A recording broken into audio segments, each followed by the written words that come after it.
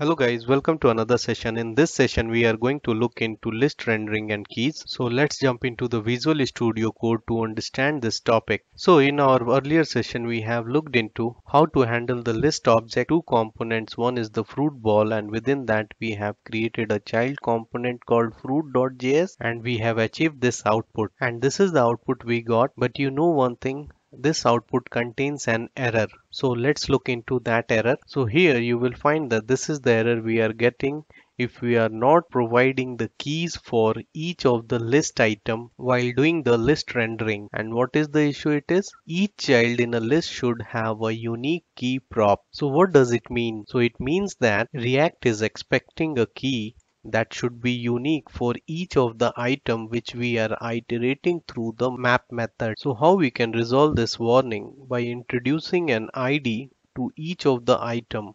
So let's do it. So to resolve this issue, I'm going to add another property called ID, and we will tell it over here 1. For other fruit also we will introduce this ID. We will tell it 2, then we will tell it 3. Save it. Now we will use this ID as a key.